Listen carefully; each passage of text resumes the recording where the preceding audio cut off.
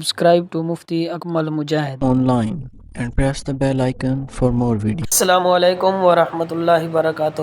سامعین ذی وقار، ویسے تو ہر نماز پڑھنا قرب الہی کا ذریعہ ہے اور حضور نبی کریم رؤوف الرحیم صلی اللہ علیہ وآلہ وسلم کی محبت حاصل کرنے کا ایک بہترین موقع ہوتا ہے۔ اس کے ساتھ ساتھ نماز کی ادائیگی سے بے شمار طبی فوائد بھی حاصل ہوتے ہیں۔ آج ہم نماز فجر کے چند اہم فائدے سنیں گے جنہیں سن کر آپ تعجب کریں گے کہ جو شخص فجر کی نماز باجماعت ادا کرتا ہے اسے اللہ کریم اتنے زیادہ انعام و اکرام سے نوازتا ہے۔ نماز فجر کی ادائیگی کی اتنی فضیلت ہے اور اتنے زیادہ فائدے ہیں۔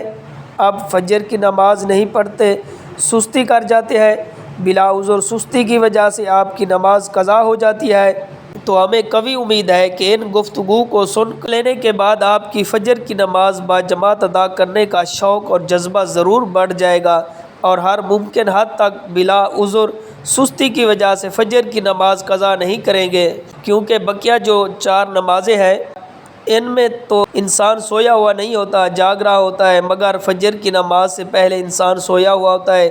گرم بستر کو چھوڑ کر نیند کو خیر آباد کہہ کر نماز فجر کی ادائیگی کرنا ہوتی ہے، تو اکثر لوگ سستی کر جاتے ہیں۔ اسی سستی کے باعث بلا عذر فجر کی نماز قضا کر بیٹھتے ہیں، جو کہ ایک بہت غلط بات ہے۔ ایسا نہیں کرنا چاہیے۔ یہ بات آپ کے علم میں ہونا چاہیے کہ نماز فجر ادا کرنے کی کتنی زیادہ فضیلت ہے اور کتنے زیادہ فائدے ہیں۔ ویسے تو فجر کی نماز کے حوالے سے کتب و حدیث میں بے شمار حدیثیں ملتی ہیں، لیکن ہم چند ایک حدیث یہاں پر ذکر کرتے ہیں جس سے یہ اندازہ لگانا آسان ہو جائے گا کہ فجر کی نماز ادا کرنے کی کتنی زیادہ فضیلت ہے اور فجر کی نماز ادا کرنے والے شخص کو کتنے انعامات عطا کیے جاتے ہیں۔ تو فجر کی نماز ادا کرنے کا پہلا فائدہ یہ ہے کہ حضور نبی کریم رؤوف الرحیم صلی اللہ علیہ وآلہ وسلم نے اللہ سے اپنی امت کے لیے صبح کے وقت برکت ادا کرنے کی دعا کی کہ اے اللہ میری امت کے صبح کے وقت میں برکت ڈال دے۔ اس حدیث سے بخوبی سمجھا جا سکتا ہے کہ جو شخص فجر کی نماز باجماعت ادا کرنے کے بعد کوئی کام کرتا ہے تو پورا دن اس کے کام میں اللہ کی طرف سے غیبانہ مدد شامل حال ہو جاتی ہے۔ یہی وجہ ہے کہ حضور نبی کریم رؤوف الرحیم صلی اللہ علیہ وآلہ وسلم جب کبھی کہیں لشکر روانہ کرنے کا ارادہ فرماتے تو حضور نبی کریم رؤوف الرحیم صلی اللہ علیہ وآلہ وسلم صبح سویرے منہ اندھیرے اس لشکر کو روانہ فرما دیتے۔ لہٰذا فجر کی نماز ادا کرنے کے بعد جو شخص کام کرے گا اس کے کام میں برکت ڈال دی جائے گی، کیونکہ یہ جو برکت کا وقت ہوتا ہے اس میں سے اسے بھی حصہ عطا کر دیا جاتا ہے۔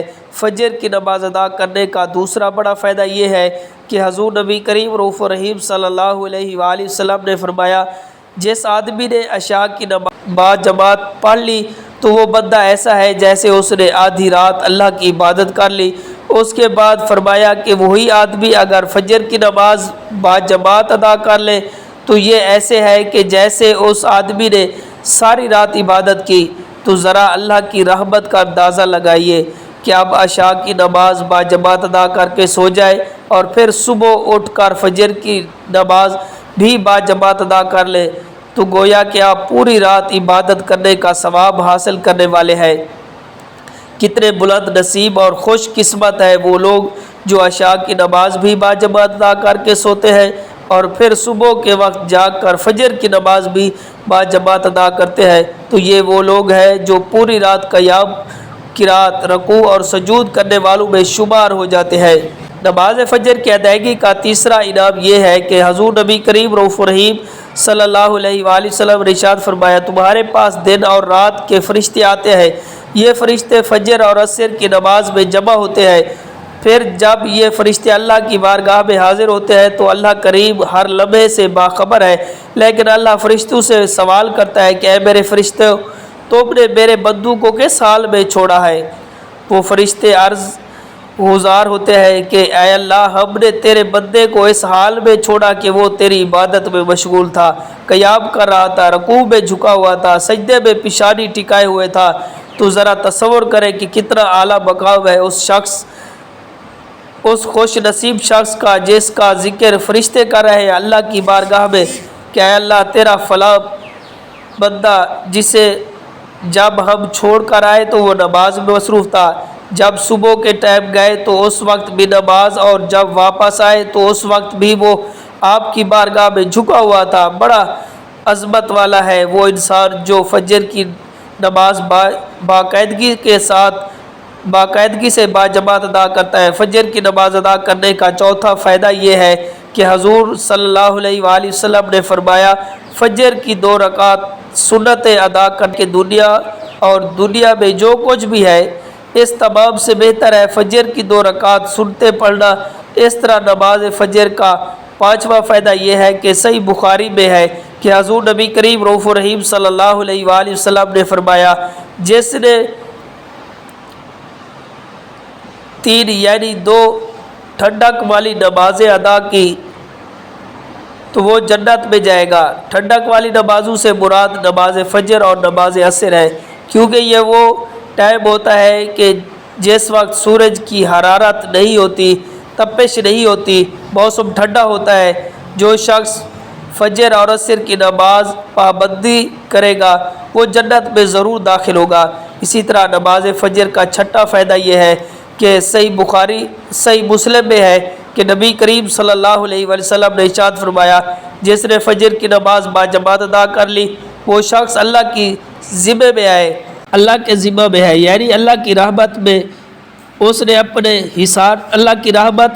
اپنے حصار میں لے لیا ہے۔ تو لہٰذا دعا کریں اللہ کریم سب کو اپنی رحمت کے حصار میں چھپائے رکھے۔ جو بندہ بھی اللہ کے ذمہ میں آ جاتا ہے اللہ کریم اس کی جان و مال کی حفاظت کا ذریعہ پیدا فرما دیتا ہے، اور بڑی بات یہ ہے کہ اسے دلی سکون اور قلبی راحت عطا کرتا ہے کہ حضرت سالم بن عبداللہ بن عمر یعنی کہ حضرت عمر کے پوتے حضرت سالم یہ حجاج کے پاس موجود تھے۔ آپ کے علم میں ہے کہ حجاج کا نام آتے ہی ذہن فوری طور پر اس طرف چلا جاتا ہے کہ حجاج لوگوں پر ظلم کرنے والا تھا۔ تو حجاج نے حضرت سالم کو حکم دیا کہ فلاں شخص کی گردن اتار دو۔ تو سالم اٹھے اور اس شخص کا ہاتھ پکڑا اور محل کے دروازے پر لے گئے۔ وہاں جا کر اس شخص سے پہلے سوال کیا کہ کیا تو نے فجر کی نماز ادا کی ہے؟ تو کہنے لگا کہ میں نے فجر کی نماز پڑھ لی ہے۔ تو حضرت سالم نے کہنے لگے کہ تم جہاں سے جانا چاہتے ہو تو چلے جاؤ، آپ کو کوئی شخص بھی تکلیف نہیں پہنچا سکے گا۔ پھر حضرت سالم واپس آئے تو حجاج نے پوچھا کہ اے سالم گردن اڑا لے آئے ہو؟ تو سالم کہنے لگے نہیں۔ حجاج حیران ہوا کہ میرا حکم تھا پھر بھی قتل نہیں کیا۔ پوچھا کیوں نہیں قتل کیا؟ تو حضرت سالم کہنے لگے کہ میں نے اپنے والد گرامی سے سنا کہ حضور نبی کریم رؤوف الرحیم صلی اللہ علیہ وسلم کا فرمان ہے، جو شخص فجر کی نماز باجماعت ادا کرتا ہے تو وہ شخص اللہ کے ذمہ میں آ جاتا ہے۔ اس لیے جو شخص اللہ کے ذمہ میں ہو تم کون ہوتے ہو جو اسے تکلیف پہنچاؤ؟ دیکھیں جو بھی اللہ کے حکم کے مطابق زندگی گزارتا ہے وہ بہت سارے حادثات مشکلات سے محفوظ رہتا ہے۔ جو بندہ نمازوں کی ادائیگی کرتا ہے اس کی جان و مال کی بھی برکت، اس کے جان و مال میں بھی برکت ہوتی ہے، ذہنی ٹینشن بھی سے محفوظ رہتا ہے، طبی بیماریوں سے بھی اللہ سے پاک رہتا ہے۔ سب سے بڑی بات یہ ہے کہ اللہ کا قرب اور حضور نبی کریم صلی اللہ علیہ وسلم کی محبت حاصل ہوتی ہے۔ امید ہے آپ کو جو میں نے باتیں کی ہے سمجھ آ گئی ہوگی۔ اللہ پاک نماز فجر ادا کرنے کی توفیق عطا فرمائے۔ Subscribe to Mufti Akmal Mujahid online and press the bell icon for more videos.